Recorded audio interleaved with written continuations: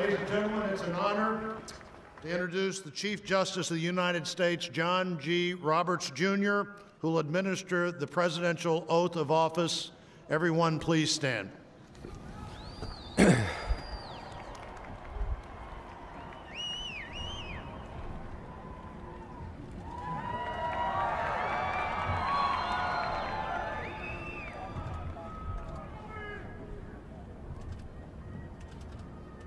Please raise your right hand and repeat after me. I, Donald John Trump, do solemnly swear. I, Donald John Trump, do solemnly swear. That I will faithfully execute. That I will faithfully execute. The office of President of the United States. The office of President of the United States. And will, to the best of my ability. And will, to the best of my ability. Preserve, protect, and defend. Preserve, protect, and defend the Constitution of the United States. The Constitution of the United States. So help me God. So help me God. Congratulations, Mr. President. Yeah!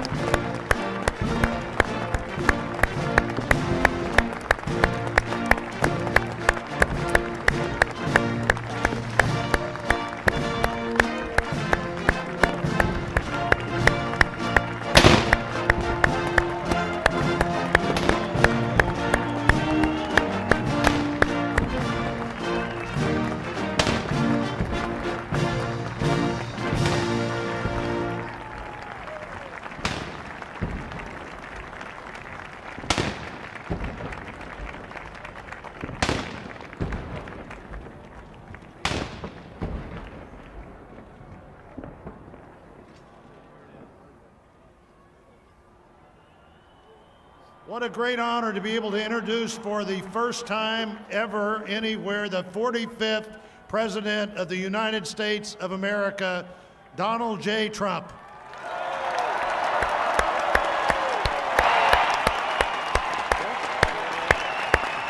I get that one right, Tony?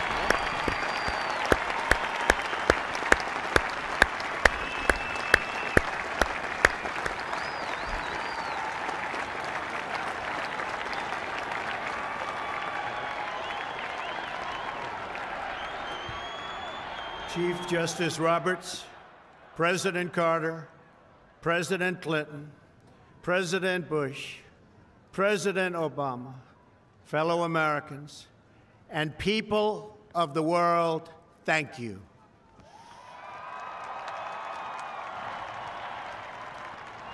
We, the citizens of America, are now joined in a great national effort to rebuild our country and restore its promise for all of our people. Together, we will determine the course of America and the world for many, many years to come. We will face challenges. We will confront hardships, but we will get the job done. Every 4 years, we gather on these steps to carry out the orderly and peaceful transfer of power. And we are grateful to President Obama and First Lady Michelle Obama for their gracious aid throughout this transition. They have been magnificent. Thank you.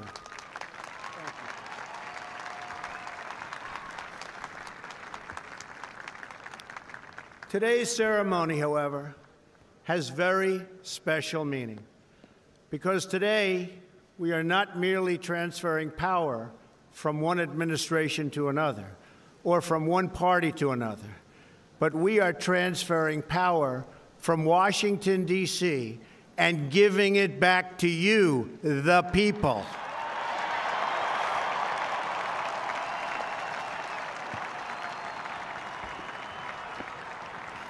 For too long, a small group in our nation's capital has reaped the rewards of government while the people have borne the cost. Washington flourished, but the people did not share in its wealth. Politicians prospered, but the jobs left and the factories closed. The establishment protected itself, but not the citizens of our country. Their victories have not been your victories. Their triumphs have not been your triumphs. And while they celebrated in our nation's capital, there was little to celebrate for struggling families all across our land.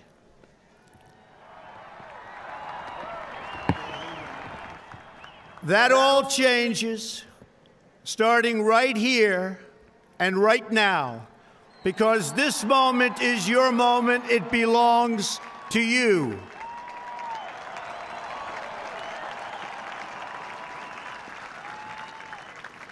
It belongs to everyone gathered here today and everyone watching all across America. This is your day. This is your celebration. And this, the United States of America, is your country.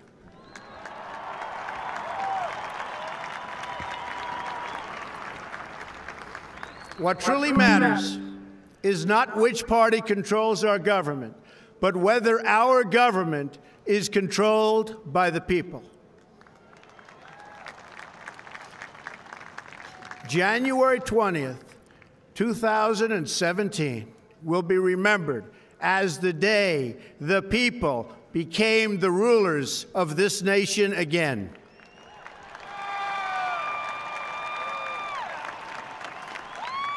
The forgotten men and women of our country will be forgotten no longer.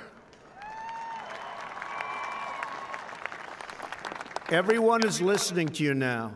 You came by the tens of millions to become part of a historic movement, the likes of which the world has never seen before. At the center of this movement is a crucial conviction that a nation exists to serve its citizens. Americans want great schools for their children, safe neighborhoods for their families, and good jobs for themselves. These are just and reasonable demands of righteous people and a righteous public. But for too many of our citizens, a different reality exists. Mothers and children trapped in poverty in our inner cities, rusted out factories scattered like tombstones across the landscape of our nation, an education system flush with cash, but which leaves our young and beautiful students deprived of all knowledge, and the crime and the gangs and the drugs that have stolen too many lives and robbed our country of so much unrealized potential. This American carnage stops right here and stops right now.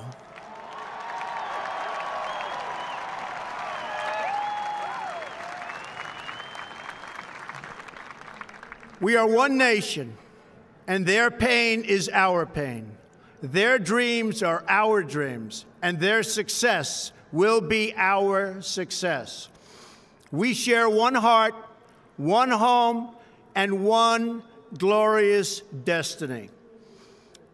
The oath of office I take today is an oath of allegiance to all Americans.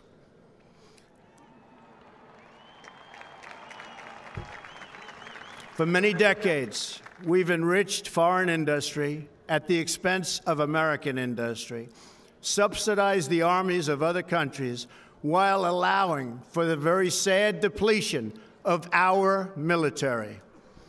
We've defended other nations' borders while refusing to defend our own.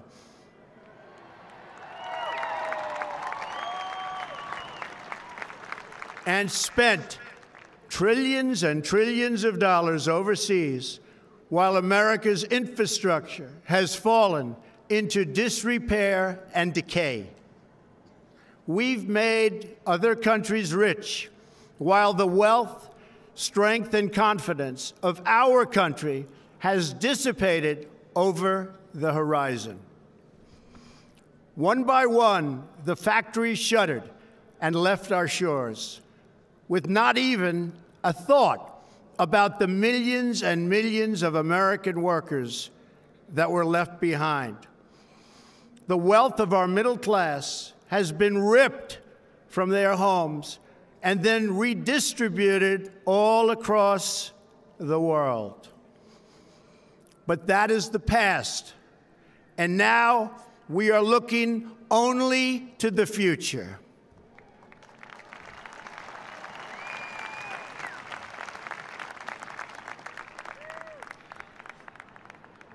We assembled here today are issuing a new decree to be heard in every city, in every foreign capital, and in every hall of power.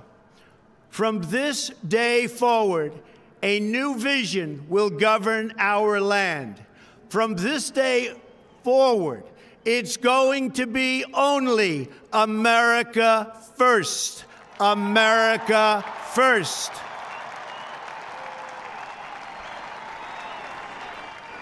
Every decision on trade, on taxes, on immigration, on foreign affairs will be made to benefit American workers and American families. We must protect our borders from the ravages of other countries making our products, stealing our companies, and destroying our jobs.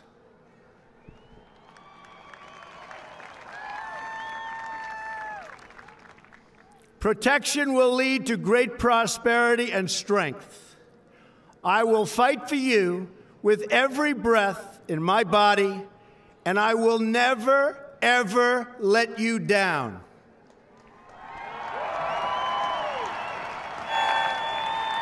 America will start winning again, winning like never before. We will bring back our jobs. We will bring back our borders.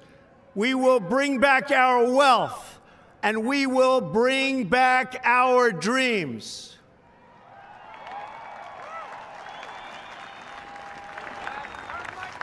We will build new roads and highways and bridges and airports and tunnels and railways all across our wonderful nation.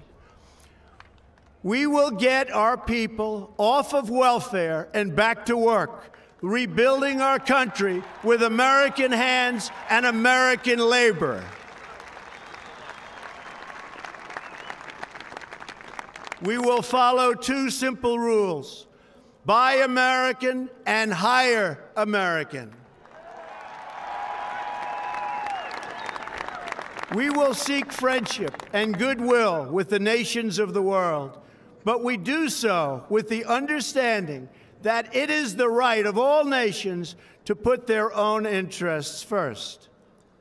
We do not seek to impose our way of life on anyone, but rather to let it shine as an example. We will shine for everyone to follow. We will reinforce old alliances and form new ones and unite the civilized world against radical Islamic terrorism, which we will eradicate completely from the face of the earth.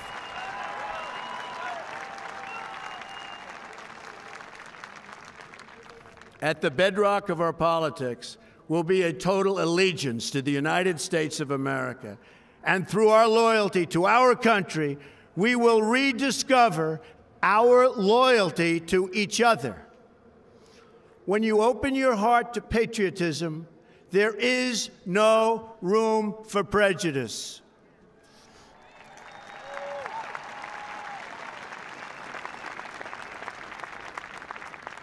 The Bible tells us how good and pleasant it is when God's people live together in unity. We must speak our minds openly, debate our disagreements honestly, but always pursue solidarity. When America is united, America is totally unstoppable.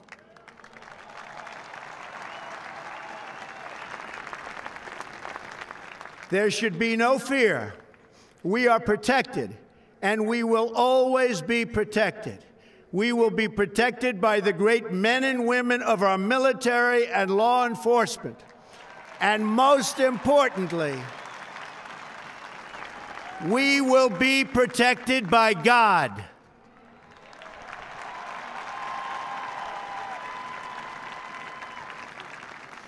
Finally, we must think big and dream even bigger. In America, we understand that a nation is only living as long as it is striving. We will no longer accept politicians who are all talk and no action, constantly complaining but never doing anything about it.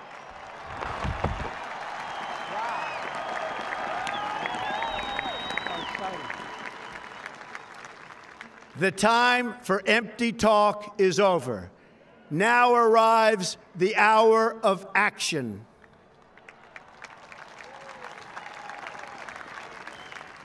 Do not allow anyone to tell you that it cannot be done. No challenge can match the heart and fight and spirit of America. We will not fail. Our country will thrive and prosper again. We stand at the birth of a new millennium, ready to unlock the mysteries of space, to free the earth from the miseries of disease, and to harness the energies, industries, and technologies of tomorrow. A new national pride will stir our souls, lift our sights, and heal our divisions. It's time to remember that old wisdom our soldiers will never forget, that whether we are black or brown or white, we all bleed the same red blood of patriots.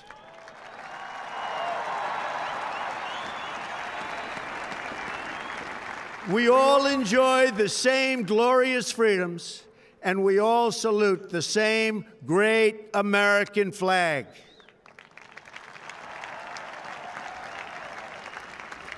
And whether a child is born in the urban sprawl of Detroit or the windswept plains of Nebraska, they look up at the same night sky, they fill their heart with the same dreams, and they are infused with the breath of life by the same almighty Creator.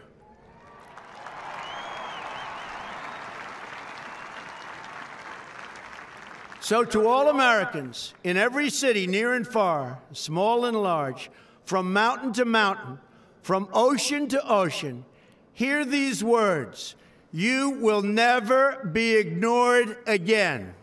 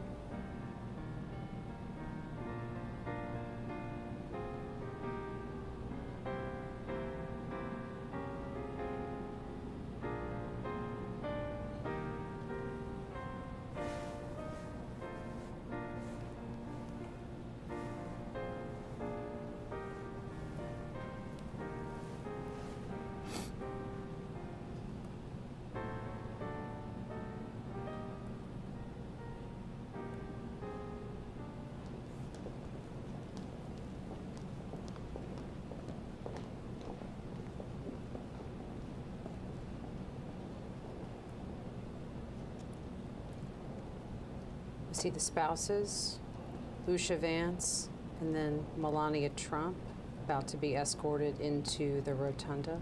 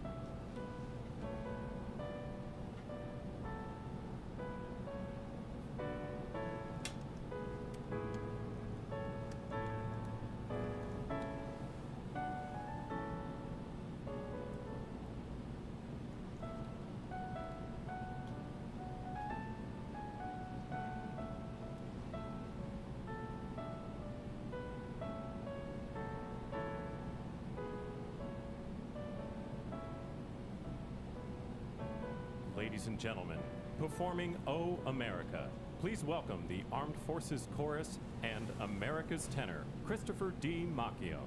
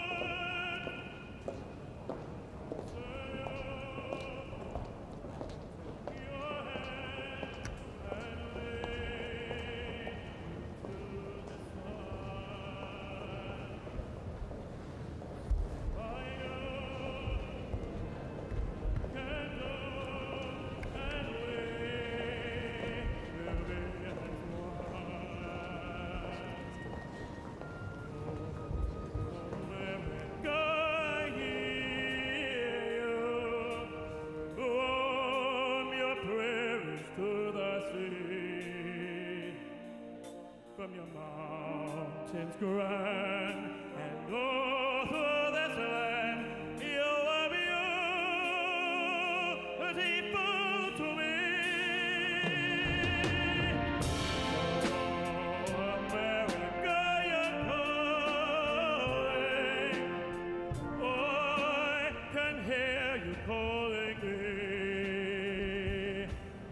You are calling me. To pay to thee, to thee, oh, I will be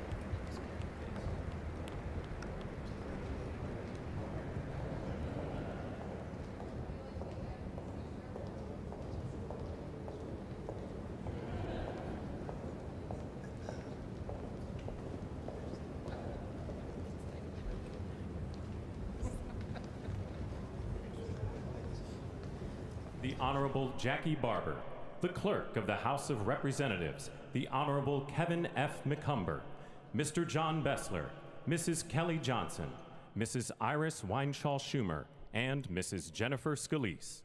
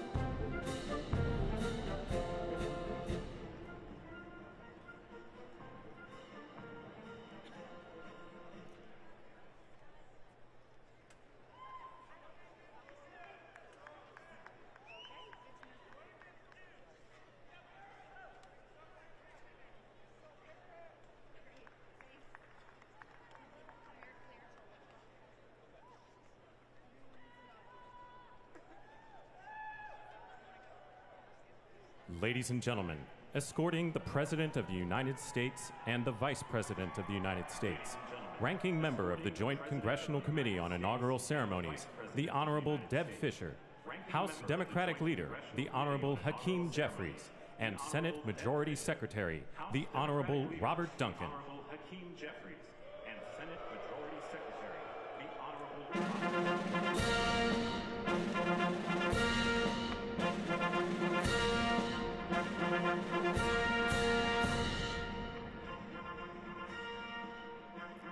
Ladies and gentlemen, the President of the United States, the Honorable Joseph R. Biden Jr., and Vice President of the United States, the Honorable Kamala Davy Harris.